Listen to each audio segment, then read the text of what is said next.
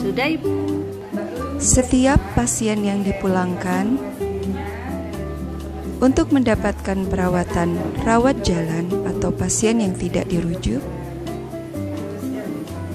wajib dibuatkan discharge planning atau rencana pemulangan.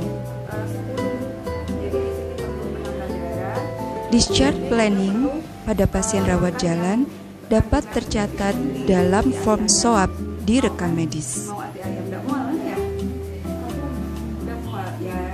Rencana pemulangan pasien rawat jalan dapat berupa antara lain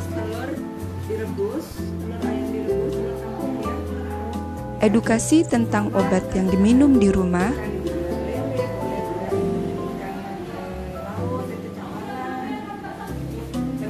edukasi tentang diet makanan di rumah,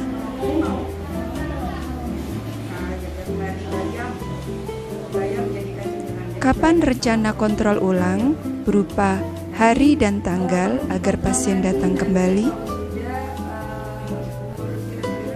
dan edukasi lain yang berkenaan perawatan rawat jalan.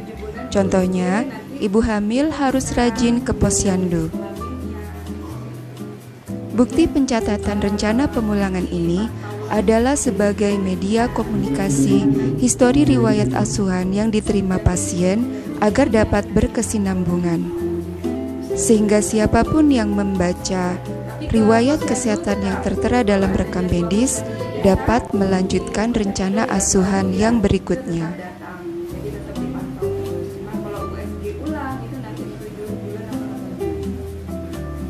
Mbak Lulu ya, sudah bisa dipahami? Terima kasih.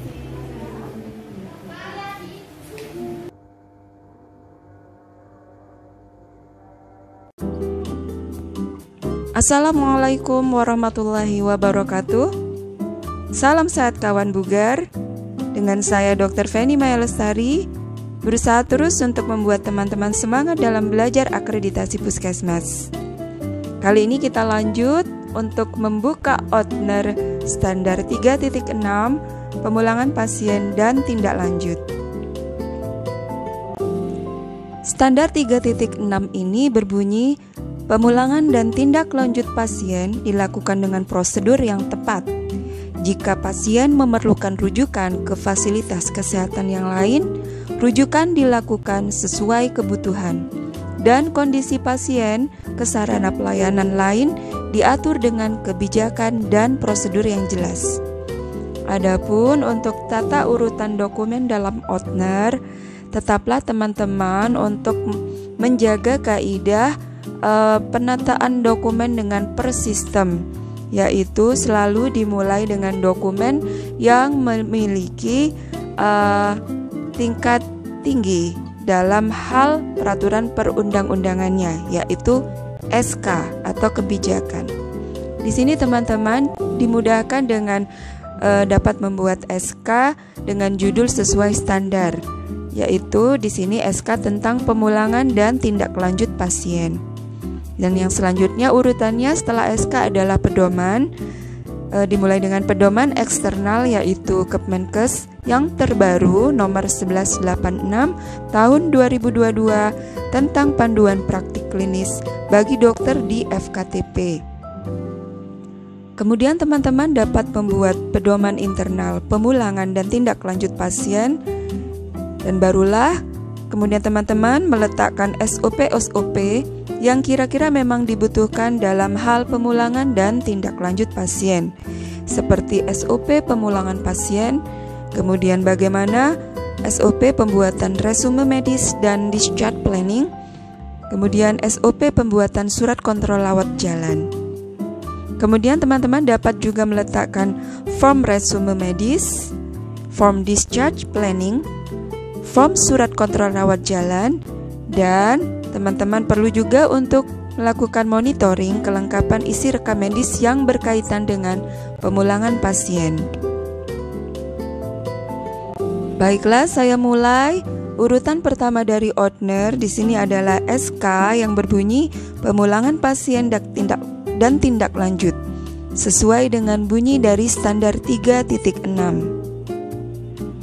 Kemudian di sini ada pedoman pemulangan dan tindak lanjut pasien.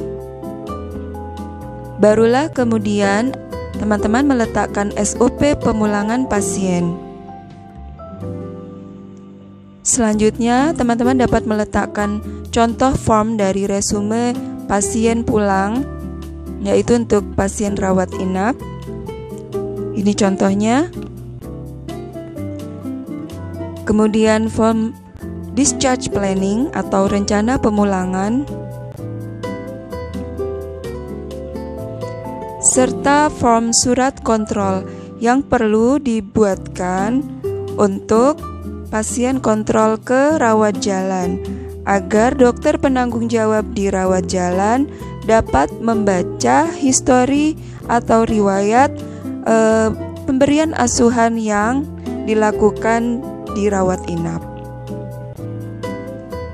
Kemudian ini adalah perlunya kita melakukan monitoring untuk kelengkapan dokumen pemulangan pasien dengan daftar tilik agar teman-teman terbiasa patuh untuk melakukan pencatatan di rekam medis, kemudian melengkapi resume medis, kemudian melengkapi discharge planning dan membuatkan surat kontrol atau surat rujukan sebagai tindak lanjut dari pemulangan pasien. Ya teman-teman, untuk pemulangan pasien biasanya identik dengan pasien rawat inap. Namun yang ada di standar 3.6 ini, di sini yang dimaksud juga pasien rawat jalan yang mendapatkan perawatan di rumah atau dipulangkan, tidak dirawat inapkan atau tidak dirujuk.